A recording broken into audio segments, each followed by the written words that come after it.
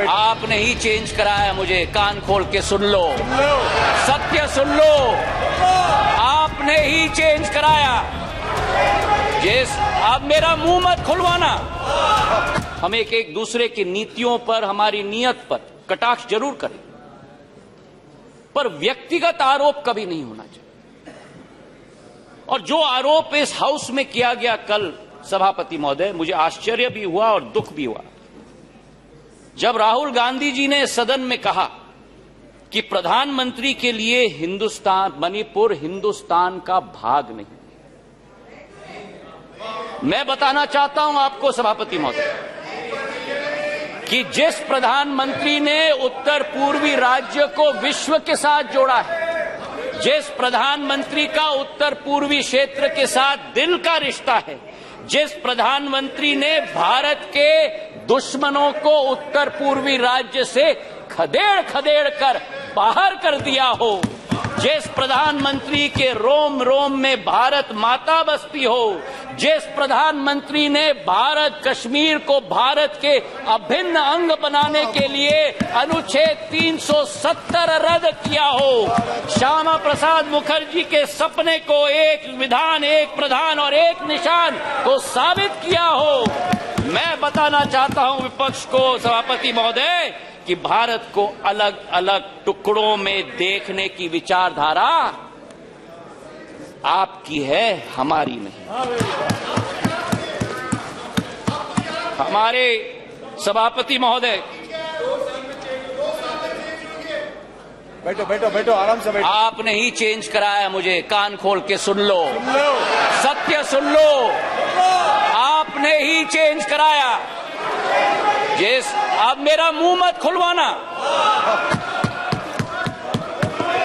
सभापति महोदय, जिस अविश्वास प्रस्ताव को ये लेके आए, इसका सत्य देश की जनता के समक्ष होनी चाहिए।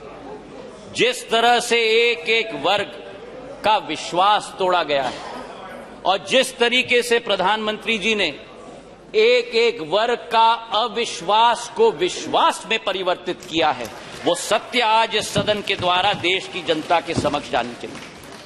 किसान, सभापति महोदय, इस देश की रीढ़ की हड्डी, 60% आबादी हमारी कृषि प्रधान राष्ट्र है, लेकिन अगर किसान का पीठ तोड़ने वाला कोई कालखंड रहा तो 2014 के पहले रहा। आज हमारा किसान को समर्थन मूल्य पर्याप्त मात्रा में मिल रहा है, उसकी खरीदगी पर्याप्त मात्रा में हो रही है। आज हमारे किसान कितने उत्तेजित हो रहे हैं। सभापति महोदय, खुजली बहुत आती है, खुजली बहुत आती है, खुजली बहुत आती है। आज हमारे किसान को सभापति महोदय, धान की खरीदी में 90% वृद्धि हुई है, गेहूं की खरीदी में 75% वृद्धि हुई है। नरेंद्र सिंह जी यहां बैठे हुए हैं। हमारे समर्थन मूल्य की हम बात करें, 2014-15 में धान की एमएसपी 1360 थी, आज धान की एमएसपी 2183 है, 60% की वृद्धि हुई है। कल कपास की बात की गई, कपास की एमएसपी हम बात करें, कपास की एमएसपी 3350 रुपए होती थी, आज वही कपास की एमएसपी बढ़कर 6620 हो चुकी है, 80% की वृद्धि हो गई। सोयाबीन की एमएसपी 2560 रुपए होती थी, आज 4600 रुपए हो चुकी है, 80% की वृद्धि हुई है। तो जहां हमारे देश का किसान, हमारे देश का अन्नदाता समृद्ध हो चुका है, उसी के साथ साथ किसान के लिए जो सीमांत हमारा कृषक है, 80% हमारा कृषक आज भी सीमांत कृषक है, उसके लिए एक सुरक्षा कवच के रूप में किसान सम्मान निधि के जरिए 6000 रुपया प्रति वर्ष 11.5 किसानों के खातों में 2,40,000 करोड़ रुपए प्रधानमंत्री ने पहुंचाने का कार्य किया। यही अंतर है तुष्टीकरण और संतुष्टीकरण के बीच में, सभापति महोदय। और इसी में मैं बताना चाहता हूं, मध्य प्रदेश में भारतीय जनता पार्टी की शिवराज सिंह जी की सरकार ने इस 6,000 रुपए में 6,000 रुपए अतिरिक्त मिलाकर 12,000 रुपया प्रति साल 80 लाख किसानों के खाते में डालने का कार्य किया। हमारे देश के पूर्व प्रधानमंत्री अटल बिहारी वाजपेयी जी का एक सपना था, उनका एक सपना था कि इंटरलिंकिंग ऑफ रिवर्स होना चाहिए, और आज उनके सपने को अगर साकार किया है तो प्रधानमंत्री नरेंद्र मोदी जी ने Ken Betwa interlinking of reverse के आधार पर किया है।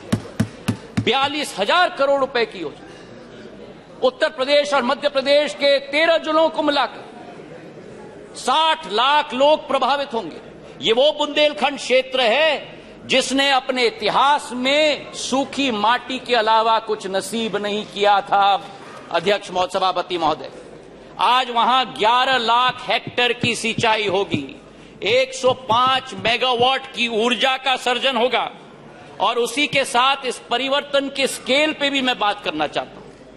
ये परिवर्तन का स्केल आजादी से 2003 तक 56 साल कांग्रेस की सरकार रही, 56 साल 7.5 लाख हेक्टेयर की सिंचाई हुई थी, और 20 वर्ष में 2003 से 2023 तक 20 वर्ष में 45 लाख हेक्टेयर की जमीन की सिंचाई हुई है, 6 गुना।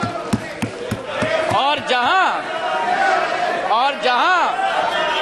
अब फिर उत्तेजित हो गए, और जहां 56 वर्ष में 7.5 लाख हेक्टेयर की सिंचाई की योजना दी, वहां प्रधानमंत्री नरेंद्र मोदी जी की सरकार ने एक योजना में 10.5 लाख हेक्टेयर की सिंचाई की योजना दिलवाई। ये इसी बात का उदाहरण है सभापति महोदय कि डबल इंजन यानी डबल विजन, तुष्टीकरण से किसान का भला नहीं होता, बल्कि संतुष्टीकरण से ही किसान का भला होता है।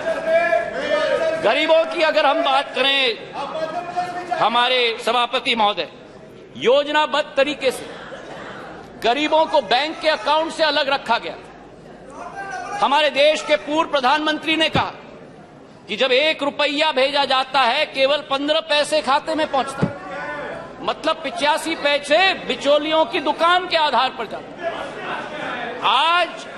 आज हमारे प्रधानमंत्री के द्वारा, नरेंद्र मोदी जी के द्वारा 50 करोड़ जन धन अकाउंट स्थापित करके 25 लाख करोड़ रुपए गरीबों के खाते में डालने का कार्य किया गया है सभापति महोदय।